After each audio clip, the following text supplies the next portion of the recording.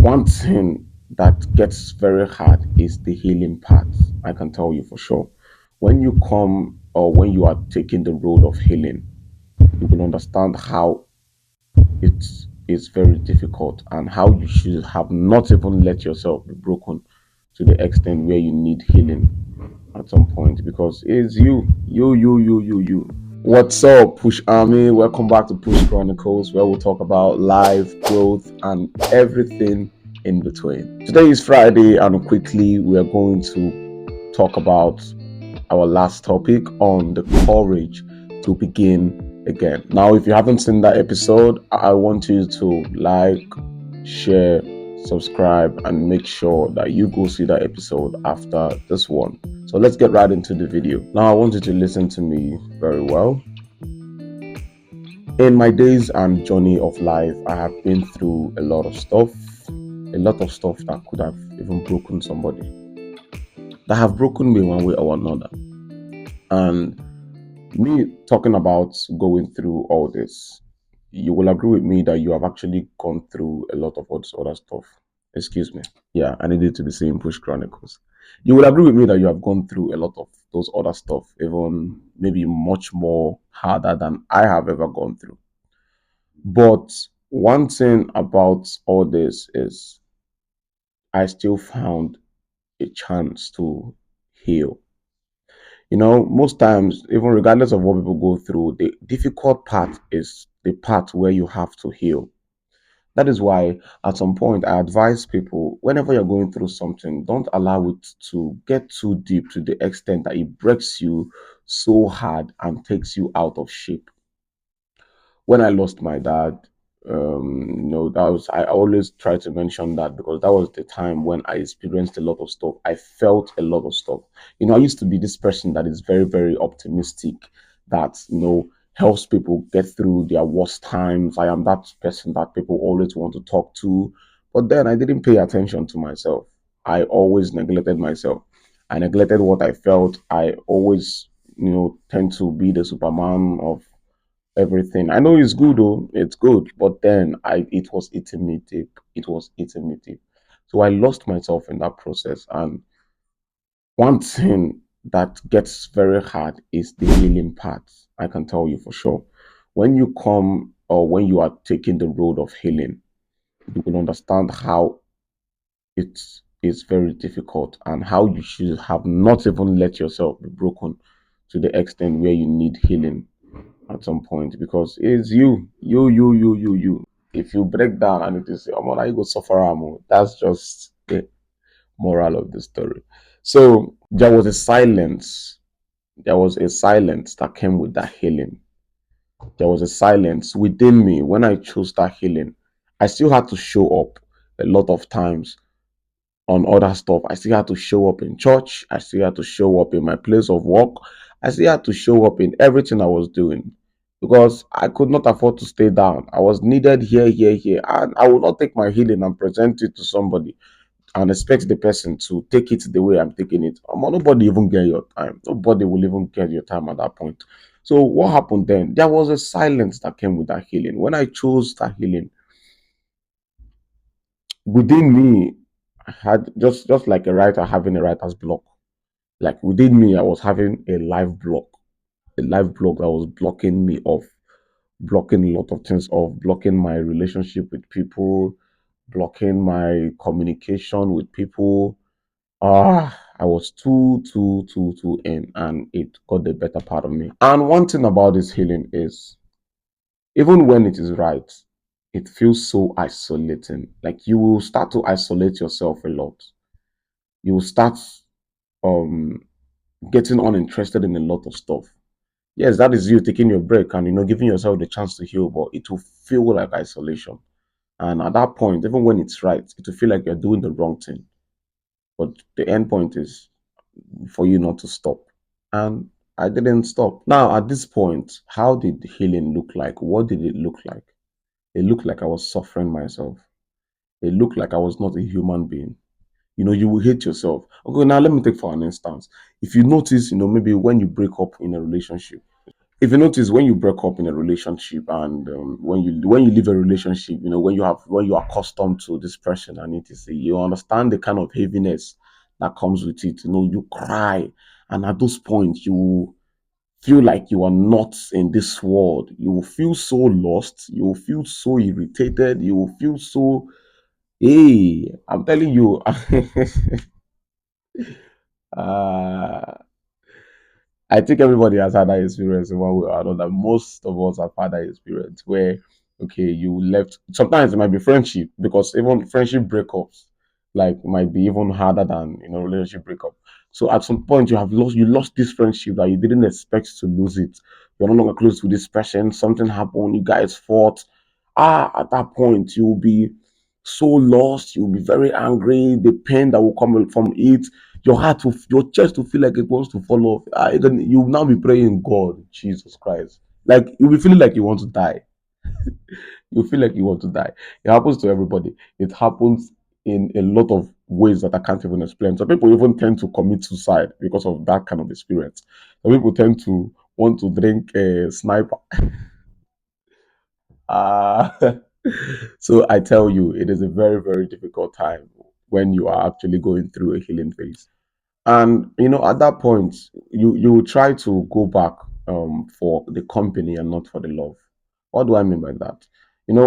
During those healing times, at some point you'll be seeking distractions, even when you have lost yourself. And then if, let me take for an instance, if it is a relationship, you would want to go back, not just even for the love, because it will just be for the company. Because then, eating alone, doing things that normally you have done even before you enter the relationship, doing it alone now will now feel like a punishment. Something that you know that you have been doing, like you do normally, even before getting in that relationship. Yeah, it will now be sounding like, it will now be looking like this thing is a punishment. I'm eating alone. I'm online. I'm on WhatsApp. I'm on TikTok. I'm in there. I'm not texting this person. You don't feel like the whole world has crumbled upon you. Meanwhile, this is something that you can even do normally, even without that person. So at that point, it's like there was this urge to go back to all those my distractions, not for the love, but just for the company, because I was like, God, this thing is not easy. It's not easy. Like, I tell you, you know, like I said before, if you know how difficult healing is, you won't allow yourself get broken to some extent in whatever you're doing. So, and then at that point, the emotional setback and the emotional burden will make you want to settle for just the ordinary, for less. And let me tell you, this is what happens to most of you. You are settling and you are allowing yourself be treated less because you miss the company. That is one thing that is affecting this our generation. So you'll be in a relationship with somebody, you'll be doing something with somebody. At some point, the person is treating you like garbage. The person is not loving you right. The person is not treating you right. The person is just doing like treating you like an option. You are there, you are still there. One come out, you are still there, and the thing is eating you up. And by the time you know it, you are now settling because of the emotional. No, which one is emotional? Not even the emotional part. You are now settling because of the company. You are now there because of the company. You can't even like boldly say, I don't want this nonsense. I'm not sticking around for this nonsense. You are treating me like an option, so I'm going to go where I feel loved, where I am loved properly. But you will be there. You can't open your mouth and call out shit when the shit is shitting you. So why? When you know that healing is very hard and you're letting yourself be treated less, and then you're settling for the company. So this is one of the things that almost affected me, almost drained me. And at that point, you will hear that's why it is very good to have some kind of friends. I have some kind of friends telling me at that point, are you mad? Are you stupid? Don't you know who you are? Don't you know your worth? Don't you know you are an amazing guy? Like, they kept giving me all these words. One of my friends was telling me then, like, if she was close to me, "Oga, oga, mama can't." So this is stuff that happens during all these kind of processes. So, with all that being said, this is what I want you guys to know. Loneliness is part of growth. You can't have growth if you don't get lonely, if you don't feel loneliness. It will come. No matter how much you avoid it, it will come. That is just part of your growth. That is what tells you that, hey, you're actually making a move. Because at that point, a lot of things will feel unnecessary for you. You will lose a lot of friends. You will get uninterested with a lot of stuff. Mm, you would not want to do a lot of things. You will not want to be in a lot of gathering. You will, isolate yourself from a lot of places. And that's pretty much how it will be. Loneliness during your growth process is normal, but staying where you are not growing, staying where you are not loved or treated properly, it will last forever if you don't get out of it. It will drain you, it will destroy you, and then the healing will come very, very hard. And before you heal, you will know that you will lose yourself in a lot of ways. So it is better to leave that place where you are not growing than staying stuck there. Yes, let loneliness come. Let you be lonely in that, like after leaving that relationship, after leaving that friendship, after leaving that circle that does not help you grow. Instead, it takes a lot from you. It is better you leave it than you are staying in it and it's draining you. So this is the push for today. I'm encouraging you to stay strong even in your lonely days, in your healing journey. Don't take your healing journey for granted. You're going to get lonely, you will feel isolated, it's going to get hard, but yeah, man, you have to heal. We cannot do this push journey well if you don't heal from all the stuff that has surrounded you in a lot of ways. So I am encouraging you right now that your healing process is not neglected. I know it's hard, but then the healing will come and you will keep getting better. That's the goal. That's the main goal of this push chronicles. That's the main goal. That's our push journey.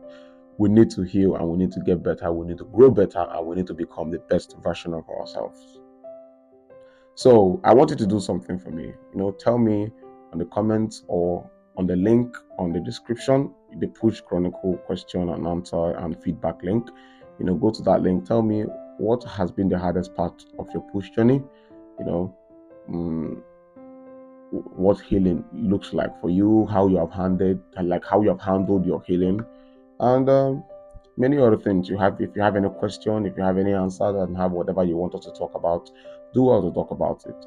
This is Push Chronicles, where we'll talk about life, growth, and everything in between. Come on, repeat after me. This is Push Chronicles, where we'll talk about life, growth, and everything in between. And my name is Ben Alpha, and thank you very much for joining us on today's episode on Push Chronicles. I'm going to see you again next week. Please do well to like, share, subscribe, and send this to whoever needs it. Yeah, drop your comments also and engage. The form and it's there on the link for you. It's on the description. Just click on it and let's keep going. Let's keep pushing. So this is Friday. Happy weekend to you guys. Go and flex the right way, shall no go do otherwise. And my socials is also on the description. Do well to go there and follow me on all the stuff. Let's keep this push journey going. Ciao.